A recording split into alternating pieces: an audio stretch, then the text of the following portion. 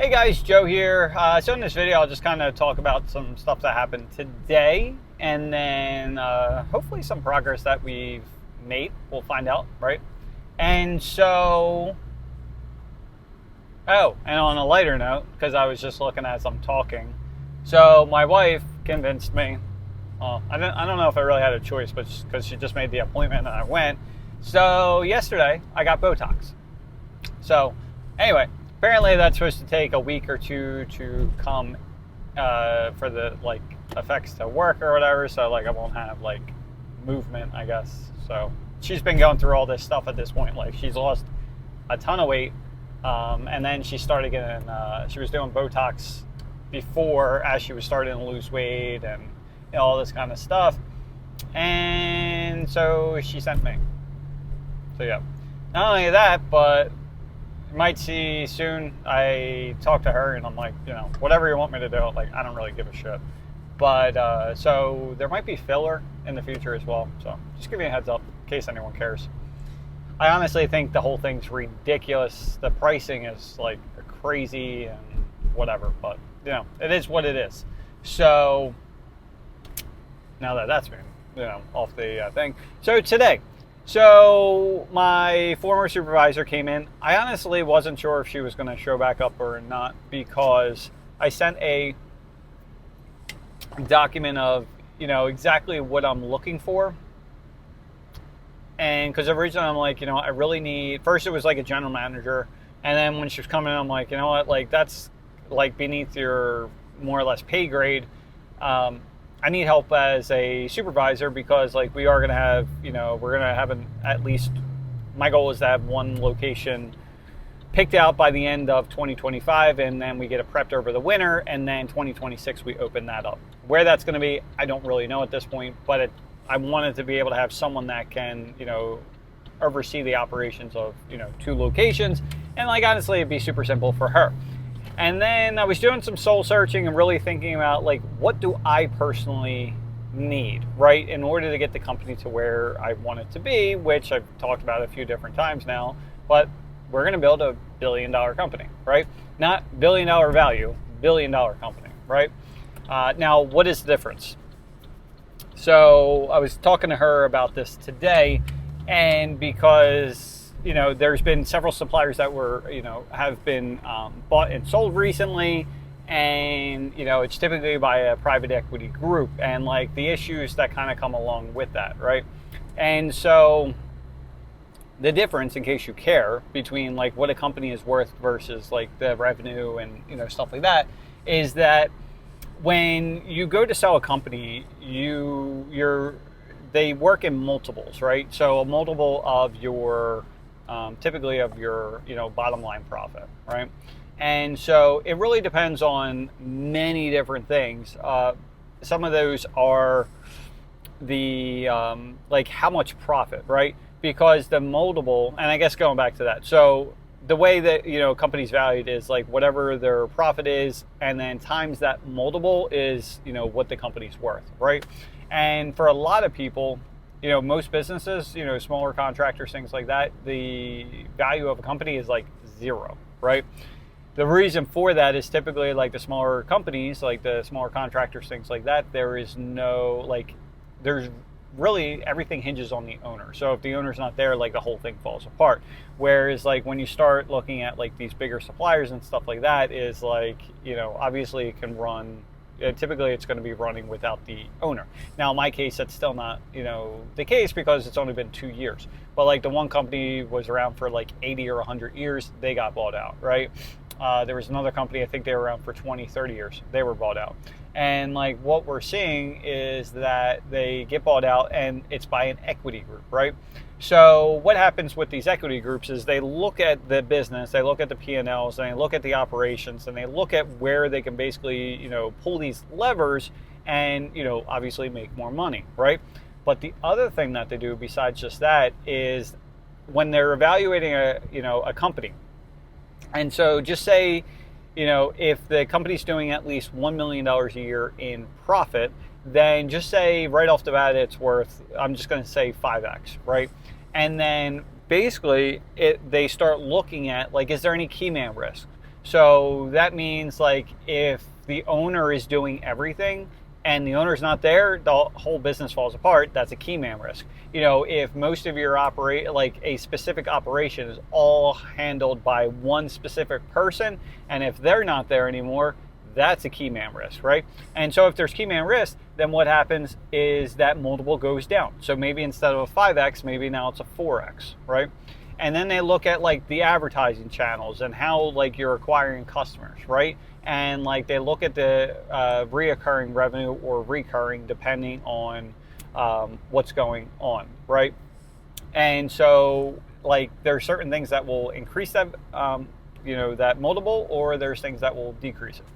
So anyway, I'll give you an example. Just say there's a company doing $10 million a year in profit, right? And just say with everything, they have a 4x multiple. So that company is worth $40 million. So then what the equity group goes in and it's like, well, if we make these changes, we think it's going to go from 10 million to 15 million or 10 million to 20 million or whatever happens to be in like 3 years, right? And because we do this, this, and this, instead of being a 4x multiple, now it's a 5x multiple, right? So if they go from 10 million at 4x, which is 40 million, and then they get it to 20 million at a 5x, that means it goes to $100 million, right? So not only do they sell for 100 versus 40, so they made $60 million there in 3 years, but they also got the profit from those 3 years as well. So you put in 40 million, and then they end up taking out, like, just say, 90. They buy it for 40, and then they end up buying it or selling it for that 100 plus they're probably making another, 30 million, whatever. So 130, 30 million from the profit from those 3 years. So they bought it for 40, they sold it for 130. So then they made a $90 million profit in 3 years. Not too bad, right?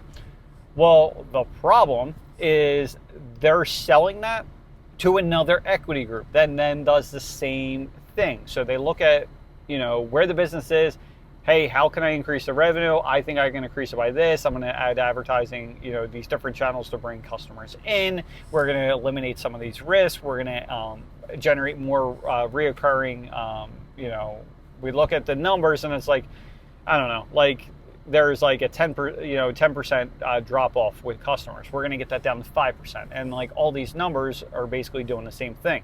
So they bought that company for, that $100 million, and they're looking to do the same thing. So it went from 20 million in revenue to $30 million in revenue. And then from 30 million at a 5X, now it's 30 million at a 6X. So now they bought that company for 100, and now they're able to sell for 180 and then make that profit as well. So they buy for 100 and then they end up, selling it for the 180 plus just say 50 million. So now it's like they bought it for 100, they sold it for equivalent of like 230. So they made $130 million in that 3-year time range, right?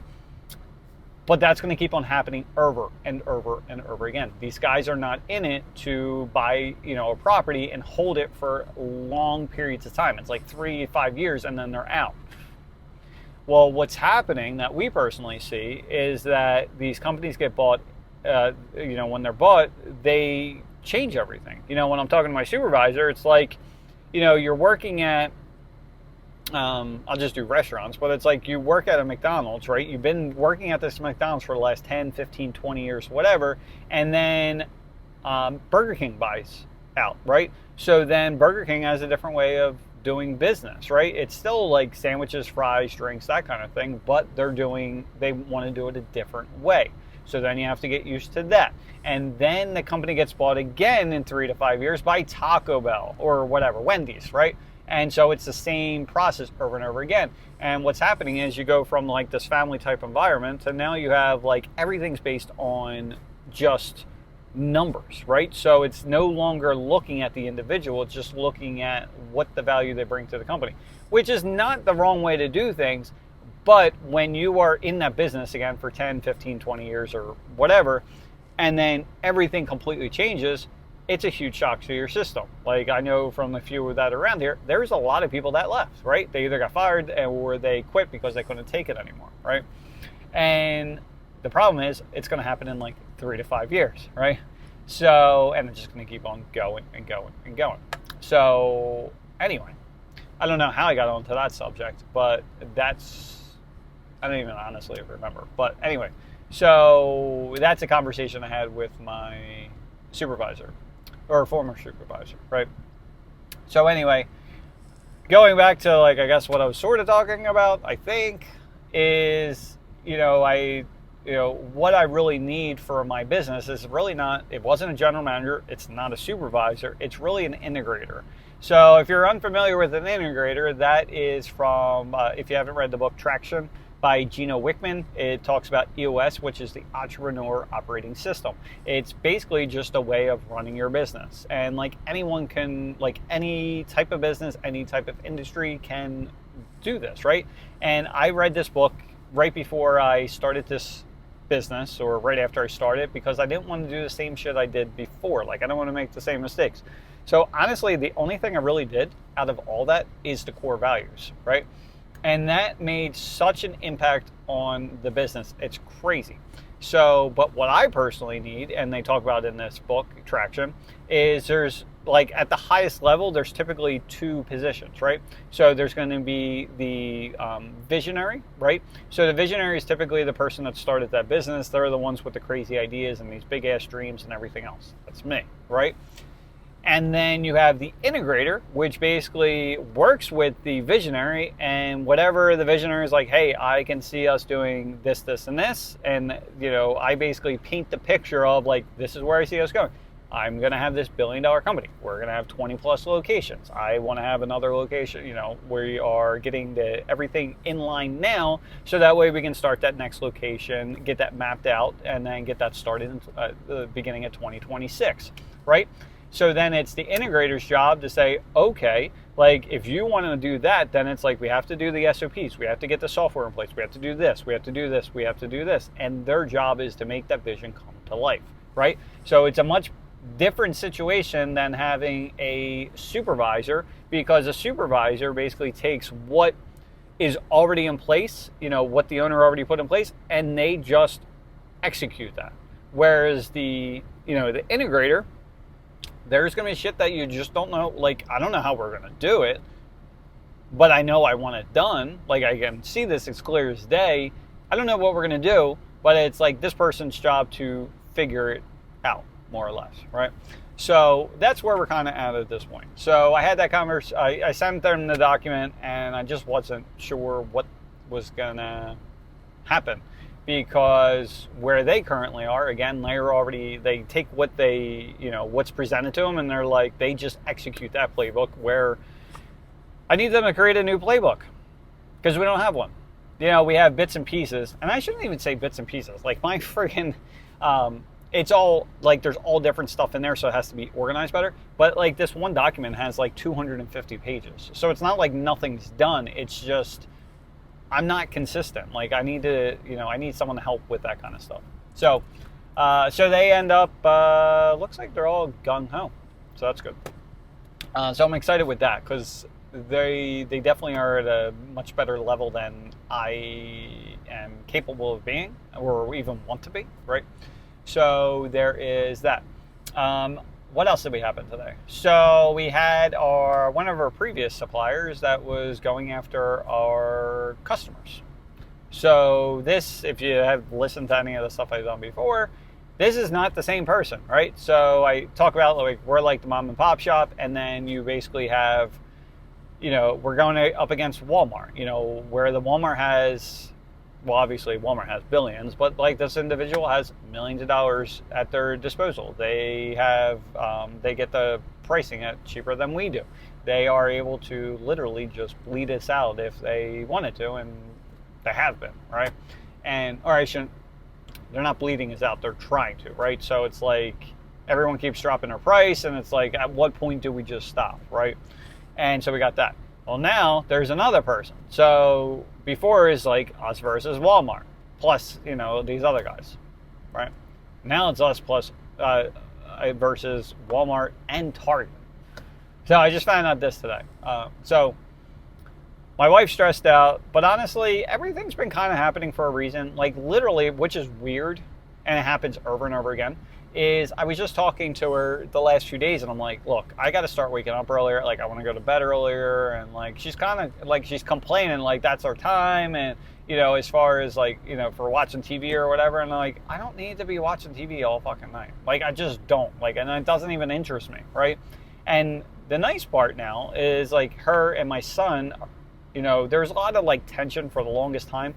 It is like so much better now, and like they're buddy and everything else. Like, it's really nice to see. And I told him last night, I'm like, look, you guys are good. Like, you guys can hang out, like, and talk and like watch TV and everything else. And like, I'm just gonna go to bed. Like, it's gonna be okay. Or like I can go down. And I told her, in order for me to stay down here, like I need a couch with the recliner in there, because like I'll watch till I feel like it, and I'll just go to sleep when I feel like it, because like I do snore. So she's like, I'm not going to bed before you. And I'm like, I'll go to sleep. I'll go on the middle floor, and because we have a finished basement, I'm like, I'll just go into the middle floor and I'll go sleep on that couch, and then wake me up when you're ready. Whereas now I'm like, just send me, I'll just fall asleep. Just wake me up when you're ready to go upstairs. So anyway, that's what happened there. What else? So now I'm hoping, it seems like she's on board, but everyone says that, but we'll see what happens. So I ended up giving her 2 books. And so one was Traction. The other one's called Rocket Fuel. Honestly, I didn't read Rocket Fuel yet. So Rocket Fuel is about, I'm actually at the picking up a script or two. So the Rocket Fuel is actually, it's part of the Traction series, the EOS, but it's specifically for how an integrator and a visionary can work best together. So I just gave her my copy that I just bought. I just got delivered, so I'm gonna buy another copy. And so I gave her those 2 books, and I basically said to her as well, it's like, you want to get out of here. Like, she's gonna be super expensive. Out of your current job. I'm like, you got to go recruit contractors. So at this point, it's like, look, you can earn money through commission that way. You can basically build up the business to be able to, support you. And it's like, obviously you need to be at a certain dollar amount, but I'm like, if you want to just say get out by like February, you have now till February to build up this book of business. And maybe instead of you needing this amount, right, that number one, you can get us more sales so we can afford you. But number 2, maybe you don't need to be at that amount. Maybe by February, I can only afford this amount. And because you brought in these sales, you're getting the commission off of that. So it's supplements. So, you want to be here, I can only get you here. Well, then that commission is going to be that structure there. So that's what I told her for that. But again, I got to see if she's actually going to run with it. So we'll see. And I said, look, it's up to you. Like, you have to come to me. I gave her some good ideas, some random shit I had. And honestly, the one I forgot about, which I really think is a really freaking good idea. So we'll see what happens with that. That could turn into something else as well. It's something that no one, like, I'm not aware of it anywhere. And that's the problem, is like, I have these crazy ideas and like, it's just bonkers. So that was it. What else? Oh, I can't wait to post some pictures. I have to do that more. We had chain link, and it was only 4-foot chain link because I had these gates anyway. So we have chain link across the front. We actually are converting that over to vinyl instead. So excited about that. That's going to look really nice. So anyway, they are coming up now. It is my turn. So I hope you guys have an awesome day, and talk to you soon. Bye.